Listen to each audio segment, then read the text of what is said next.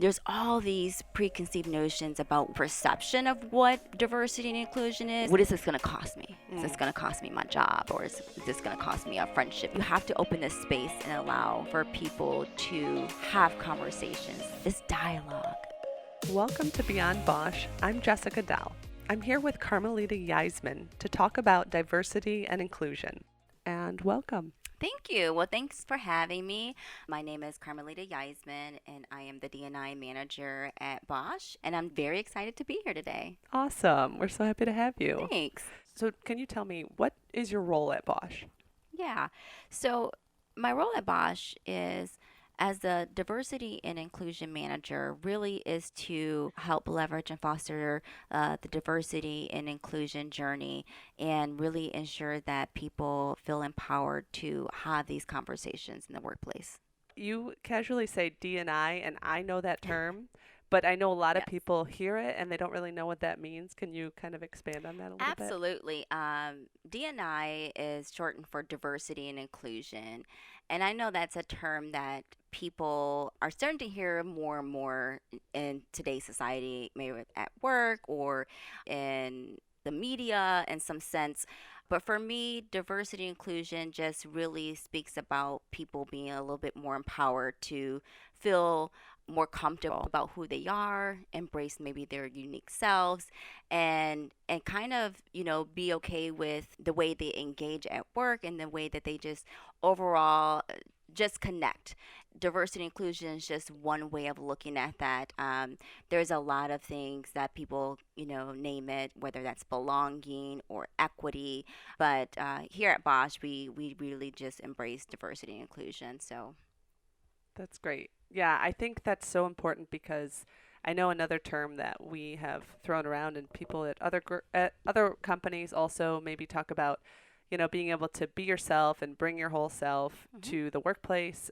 And I think that's so interesting, and I feel like it's a challenge. You know what I mean? Yeah. Because I think, companies are doing a lot, maybe more than they have in the past, to really Mhm. try to create that kind of safe space. Yeah. What does that look like? And that's your Yeah. role. Like, how do you help that Yeah, process? it's a really interesting role, and I think it's a really interesting process to kind of help people understand kind of what that means for them. And I think everybody has their own personal definition as to what they want to bring to work and how they want to present themselves. And that's okay. I think that's a personal journey for each individual. But as an organization, I think it's really important for us to talk about allowing people to explore kind of what that means and giving them that safe place to do so. Of course, people look at it sometimes, well, you want to bring your professional self to work or you want to Sure. bring, this to work.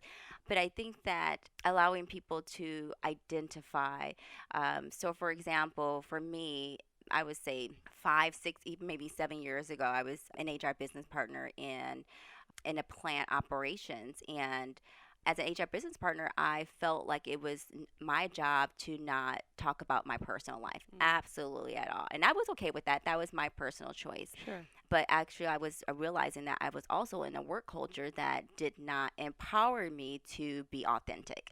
And so I kind of let those two lines blur a little bit, and I was utilizing that. And so through my journey in that role, I realized that I was getting engaged and I was getting married, but my partner, my spouse, was a female, and I hadn't had those conversations with anybody at work. And so, as people were making their assumptions about me, it made me feel a bit interesting to say, how do I explain, Sure. my situation? People see a ring on my finger, they're saying, who's the lucky guy, Oh and my they're using gosh. all these conversations, and I'm thinking, like, how do you even have a conversation like this at work? Like, we've never talked on this level. And so at the same time, the organization was rolling out the topic of diversity and inclusion. And so I kind of just hopped on that boat, and I was just like, I'm going to run with this. I'm going to have these conversations and I'm going to talk. And I think the company at the time, it was a really great timing for me in a sense. And then that's kind of how I kind of stepped into DNI. But it was a really great time because if it wasn't for that program, if it wasn't for that conversation or topic at that time, I probably would have left that organization Mm. because I wasn't sure how they were going to accept me as myself or as who I am and Sure. as I present myself. And I just wasn't sure. And at the time I was like, I'm going to quit. Right. I was like, I'm going to quit. I'm making up these Oh stories. my gosh. And so it's interesting for people. I mean, it's very stressful when you're, some people don't think about it. I mean, it doesn't matter race or color or creed or anything like that. Sometimes everybody's story and journey is different. Mhm. And that's what the diversity portion is. It's, your different, unique self, Yep. whether it's your mental health, your physical, your race or your sexual orientation. It's all different for individuals. Right. And so people have to then ask themselves, what do I want people to know about me? True. And then how do you have those conversations? Because those conversations may look different at home and they look different at work. True. And so it's just a matter of, you know, does my, job or my employer embrace or allow me to be comfortable wherever space I'm, willing to do so. Are they able to meet me where I'm at? Yeah. And I think that organizations are understanding that there's a benefit behind that, Mm. because they were going to probably lose somebody like myself, and productivity and my mindset. I wasn't worried about work. I wasn't thinking about Of work. I was course. stressed about what question Of somebody who was going to ask course. me down Yeah. in the hall or something. And so it's just, those situations are, people don't feel like they matter in the workplace, but they really do. Sure. Because at the end of the day, you're here with individuals 8 to 12 hours a day, Yes. Monday through Friday or on the weekend. It's like a family, and um, it, it impacts. It really does. For sure. And I think you hit on a really key point, like the mental health piece, Hmm. and that I think a lot of people don't like talking about because people are uncomfortable. It kind of brings a little, like, there's just a little edge here now, like, I don't know how to talk about this.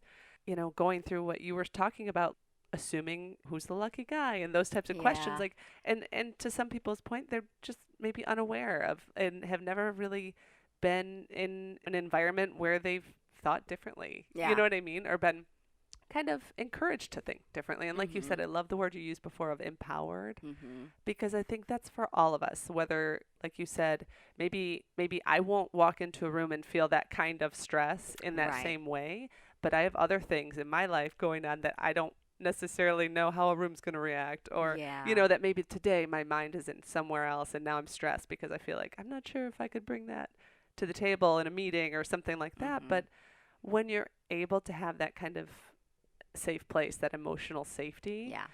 I feel like you do, like you said, you're at work more than you're at home most of the time. Mhm. And we're human. And if we can embrace each other and really allow people to kind of breathe, then you're going to be able to be productive and you can do your job and bring the best of yourself. Yeah. Yeah. Being here today on this podcast, this is where I live. This is where I thrive.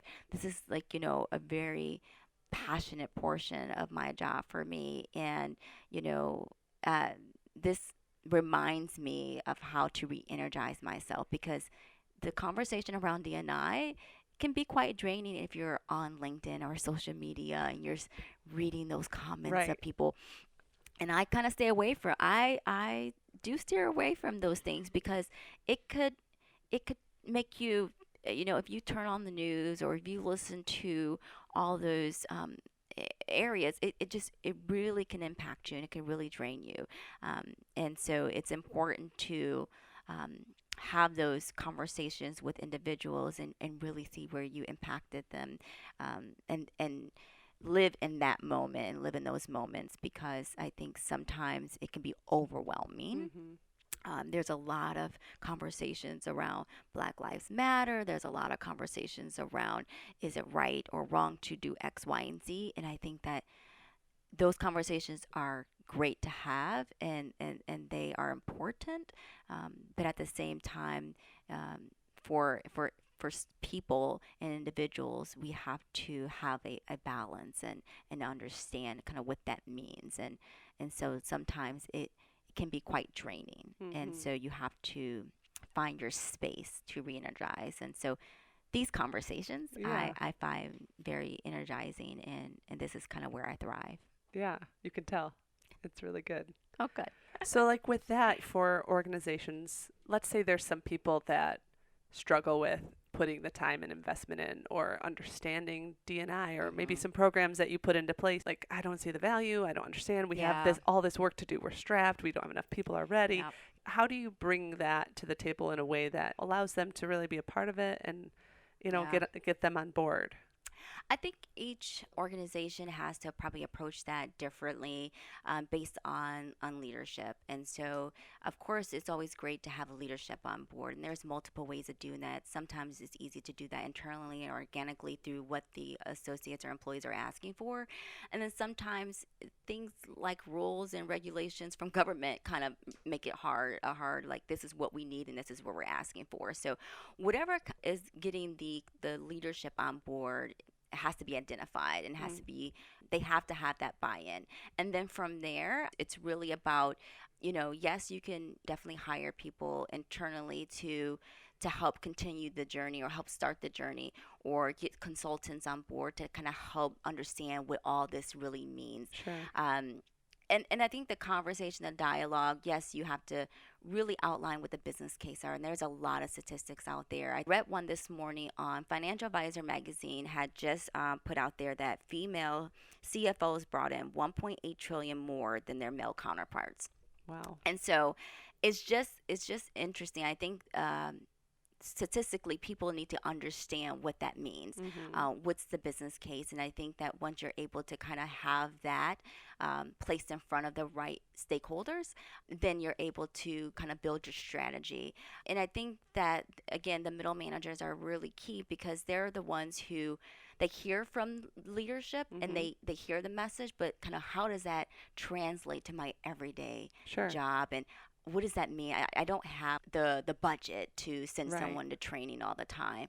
And so I think it's important to find little nuggets to throw out to people and conversations to have that don't really cost that much, but then are still just as impactful. And I think business resource groups or employee resource groups or affinity groups are also a really great way to have an understanding, to start the conversations and to connect people to the conversation. But it's a journey. It's the return on investment, the ROI, is not something that you can see or measure tomorrow or the next year or Uh-huh. the next 5 years. Right. And people have to be somewhat okay with that. Right. Yes, you can measure, but understanding truly what that looks like and what that means is different for every organization. And I think people have to, it's hard to, it's hard to understand. It really is. But I think the stories and the success rates, and the statistics are out there. And Right. then people have to just keep talking about that. You have to keep sharing those stories, Right. understanding what other organizations are doing, understanding what success looks like. Right. For companies who've been doing it for 20 and 30 years, for companies who've just started in the last 5 or 6 years, Yeah. there's a long way to go. Sure. And yes, you can probably get there, but you have to keep reminding yourself of why you're doing this Mhm. and the importance. And I think some people can see that maybe through their turnover, through their employee engagement surveys. There's a ton of different reasons and how to measure that. Your talent pool, your candidate pool, all those things, and who you're promoting, your board. There's a lot of different things you can take a look at. But this is a really tough part of the conversation that if you're not constantly having the engagement, you can potentially lose, a lot of that ground sometimes. Sure. Sure. So with that, for people that are interested, and they want to, even individuals that want to kind of just get more familiar with D&I and like what that means for them or things that they can do, Yeah. do you have any resources or recommendations of maybe how to even take those baby steps, finding those nuggets and things they can Yeah. put into place? So there's no one shoe, I guess, that fits every situation. There's no one way of doing it, because every organization is unique. But there are tools out there online that you can Google to kind of help you start with icebreakers and conversations. How do you have an inclusive conversation in the beginning of your meetings? Are you hearing the voices of everyone? Mm, There's resource groups. They do a lot of the lunch and learn. So those things are usually not expensive at all. sure. They, bring your own lunch. Let's just have a fire chat talk or something like that. There's a lot of books out there. One I particularly like is Set for Inclusion by Mark Kaplan. That is a really great read, and it has practical steps in there that talk about how our brain process information, and Mhm. then at the same time talks, about the the realistic perspectives of different individuals. Mhm. And I like the way it really just goes down those stories and brings out some aha moments, Mhm. those epiphany light bulbs that turn on through different scenarios that we just see again with our own lens, and, Yeah, and we're kind of blind to everybody else's scenario. for sure. And it's truly a mindset change. You have to give a little to get, really a ton Yeah, from this. So, sure, sure. For me too is anytime I talk about this topic or having those unconscious bias, it's such a wake up call. I know hmm everybody has them, and there'll be things that I'm like, what? Wow, I just thought that, or I just said that, or I just assumed that about someone, and I didn't even realize I was assuming anything. You know what I mean? It's yep. just who I am, where I came from. All of that impacts us so much, and so I think some of this is like doing the work yourself. We're all responsible, and for the work you're doing now, I feel like you have to be setting up the future for something different. Like for my kids who are, in second grade and preschool, like hmm I want to know like what's their life going to be like as they enter the workforce, like do you feel like what you're doing, what others are doing in your field in diversity and inclusion is making a change for the next generation? Absolutely. I think that it is impacting the generations in all aspects. I think future generations, I think the ones that have been in the workforce for quite some time, I think it's really impactful and eye opener for them as well. Um, for example, there was a story that an individual recently just told me about. October 11th was National Coming Out Day, and so there was ribbons kind of, given out to individuals either from the community or as allies. And I think that it's really important to have allies in these spaces. Mhm. And so as an ally, the individual had put on the ribbon. And so as he's kind of going about his day, an older gentleman approached him and he said, "Hey, I've never seen that ribbon before. What is that? What's Yeah. the significance behind it?" And so he went on to explain the LGBT kind of concept. And so the older gentleman had no clue that one, LGBT existed, that the words Wow. existed, and that the ribbon signified that. And he was just like, "Oh, are you a member of this, lesbian, Wow. gay? Are you gay?" And so the individual said, "No, but I'm an ally, and I am supporting people for National Coming Out Day." And the gentleman was like, "Oh, great! I just learned something new." So it was really, really, Wow. and they came back to me and they said, "Carmelita, I thought everybody knew."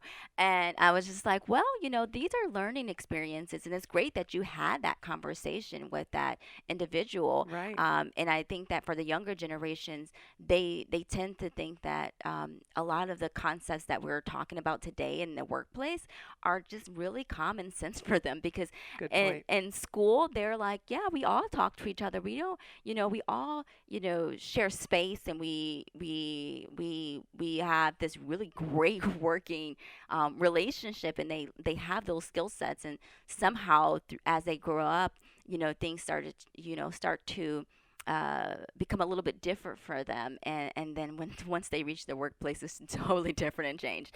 And so we're hoping that through the conversations that we have with DNI, and as parents learn what they're learning in the workplace, then can kind of go home and talk to their children a little bit more open and freely about what they want them to understand and learn. Sure. And that way, children then go back to school and they understand that bullying isn't, Right. appropriate. They understand that, treating everybody the same, or understanding what the differences are, and being okay with Right. different. Everybody doesn't have to be, the same. They don't have to look like you. They don't have to speak like you, Right. and kind of being okay with that.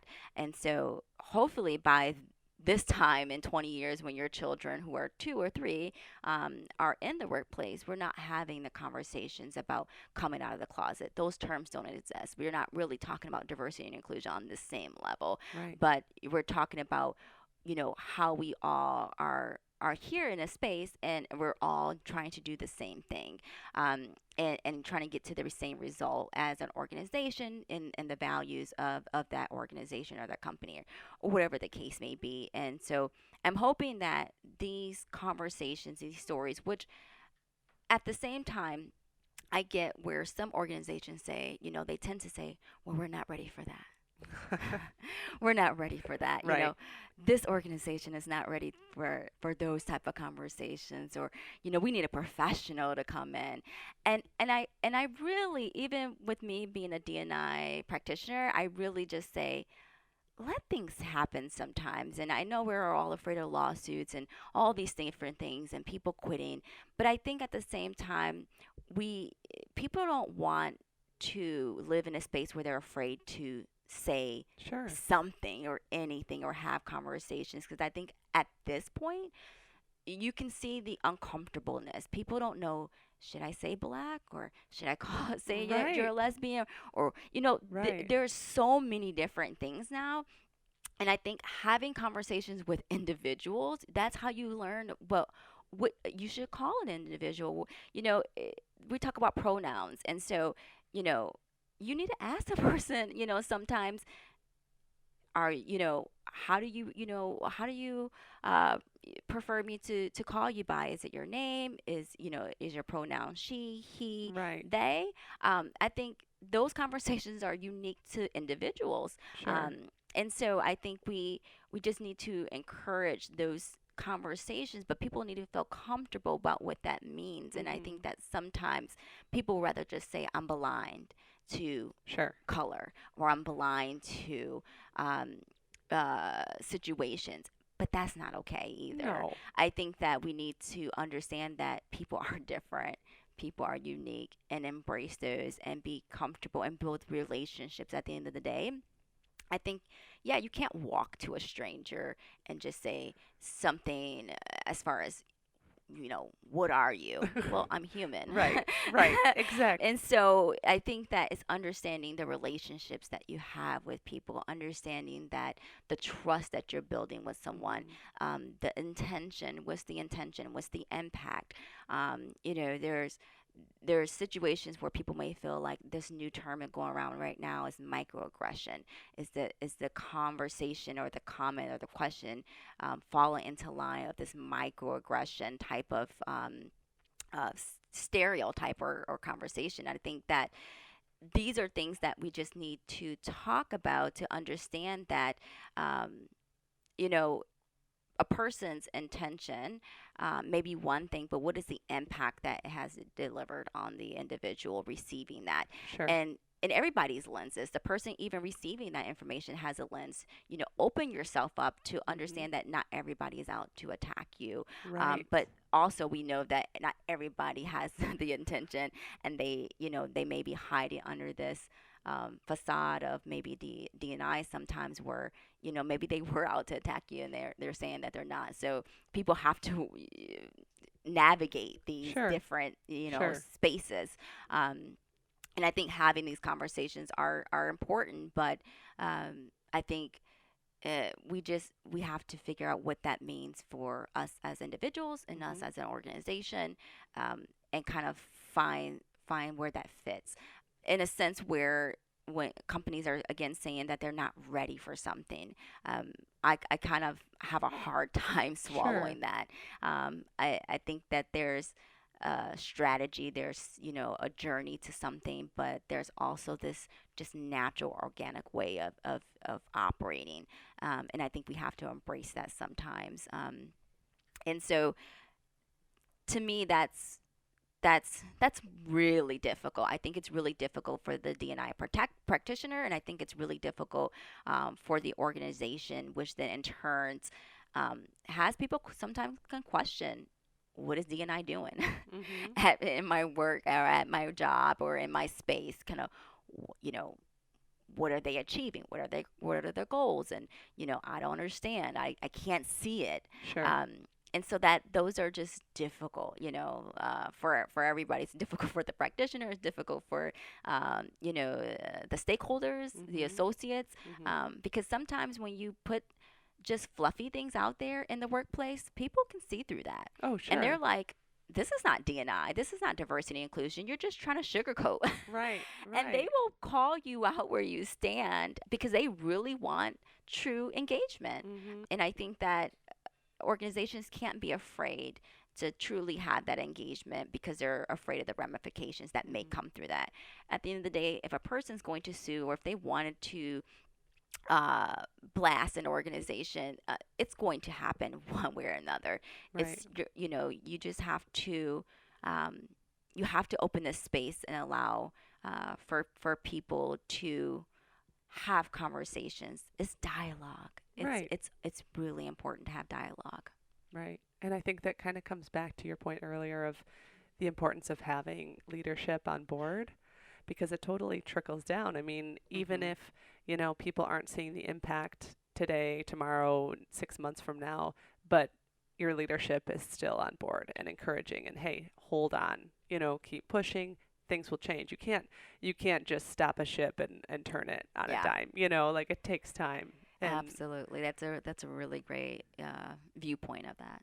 and I think also one thing as we talk about so much of this as, talking about our differences, like I think it's so important to say the things we have in common, the things that bring us together as humans. We all have certain things that we all struggle with and they're very similar. And that's what I think can be part of that dialogue that maybe people are afraid of having about the differences. We'll start with something that you have in common, Yeah, you know? absolutely. Like look for the common thread and then you can build upon that like with that relationship like you said that trust comes with time. Yeah, absolutely.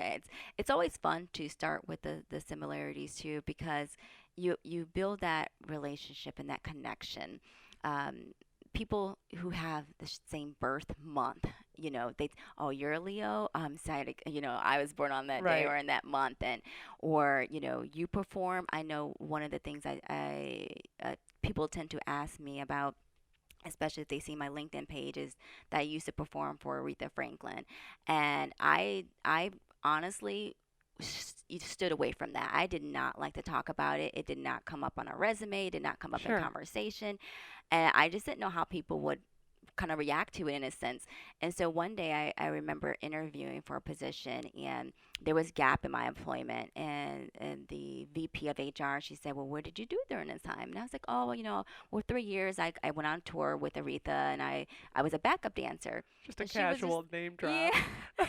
And then she was like, no, oh my gosh. She was like, why isn't this on your resume? I said, because that's not HR. Like, what do you mean why it's not on my resume? Right. And I learned, she was like, no, this is a part of your story. I mean, it was really uplifting. And That's from cool. there, I felt more comfortable having that, conversation. So when I hear people that they sing or that they, dance, I'm like, yeah, I did that as well. I'm like, it's super exciting to find those common connections, and those talents that people have. And Sure. culturally speaking, my ethnicity, it always comes into conversation sometimes, especially when I was young. And so uh, I don't speak fluent Spanish, but my mom is, Mexican and Puerto Rican. My dad's black and white. And so when I connect with someone, whether it's food or something, I'm like, oh yeah, I know how to make tortillas. I know how to do this. It's really fun Yeah. just finding that common ground and that common area. And so that's how you build that trust. That's how you Mhm. build those relationships. And then, there's things that are different that come out later on in conversation. I'm like, well, I didn't know that about you. Right. Right. That's pretty unique or cool. I wish I could do Right. that. And so Right. it makes comfortable. But the part is when we start to judge each other. Mhm. And sometimes it happens first with family. If family are judging and people are finding it difficult to have those conversations at home, then they're definitely going to be less likely to have those conversations in the workplace or with friends, because if like my family can't accept me, For sure. who will? So it's important for people, if you do have personal values that are are maybe not quite aligned with what somebody else is doing. I think it's we're not telling anybody to change their personal values or their personal perceptions of things, but it's just having a lens where you're not judging, Mhm. and being open to understanding, Mhm. and listening to what somebody else is saying, without kind of putting your judgment on someone to the point where they're uncomfortable and they are like, wow, I shouldn't have never, you Right. know, Right. what is this going to cost me? Is Mm. this going to cost me my job, or is this going to cost me a friendship, or is this going to cost me something Right. because I maybe had one too many detailed conversations that I Sure. thought that The vulnerability. this was a safer place than probably Yeah. what it is. So life is stressful enough. Mhm. We have enough Yes. on our plate, and if but for us to just be listening ears, if we listen more and spoke less, Mhm. that would be half the battle sometimes in those situations. Right. I remember growing up, one phrase was always, you have two ears and one mouth for a reason, Yeah. like quiet. So, for someone who's looking to get into this space or looking at an employer like Bosch because they want someone who cares about diversity and inclusion, you know, how does Bosch appeal to those people, and why does Bosch care about D&I? I think it's really important to share the stories and hear from associates. Uh, the stories of the associates and the organicness of that is truly impactful for individuals outside looking in and wanting to come join the organizations. And I think that our resource groups, which are Hispanics at Bosch, women at Bosch, Asians at Bosch, we have 8 or 9 resource groups in this space that kind of help organically shape those conversations and those stories. And Bosch cares because it's truly a part of a part of the foundation of the organization.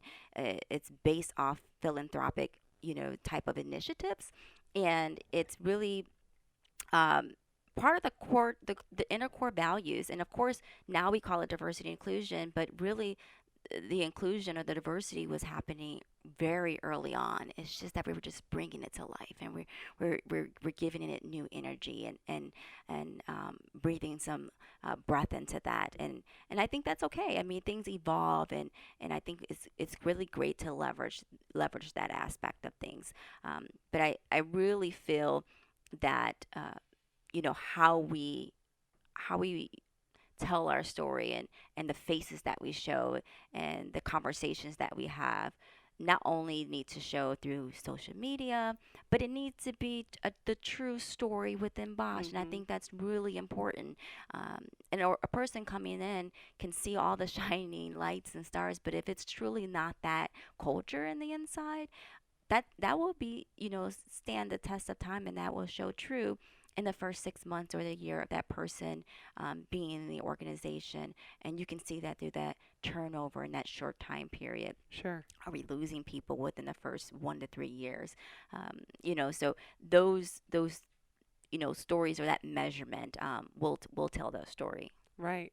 No, that's so good. I think that's the way, most of us operate is through story. We learn from each other and we want to know, okay, a company may say something on their own behalf, but let me hear from someone who actually is walking it out, who's working there and has been there, like myself, 13 years at Bosch, and so many others that I know have been with this company or their company for a long time because of those things, because the culture is actually doing and behaving as it says it would. And Absolutely. and I also love it because I feel like you said before, empowering associates to kind of be a part of the conversation. And I mean, obviously you want everyone to everyone's affecting the culture, but I feel like with these resource groups that you talked about, and I know that's kind of something, is that common in other companies? Is that a I think other companies who have a DNI presence, I think that it is common. You will see they may be called something different. They may be business resource groups, or they may be affinity groups, or they okay? may be employee resource groups. and they all have their different maybe areas. So again, we have Hispanics at Bosch, but they may be called something different at another organization. But the intent are for these groups to have an inclusive, inviting presence that talk specifically to all all individuals on multiple different topics. Those topics, say for example, in the Hispanics resource group, may have conversations on language, or traveling, or may have lunch and learn sessions on how to develop your career path.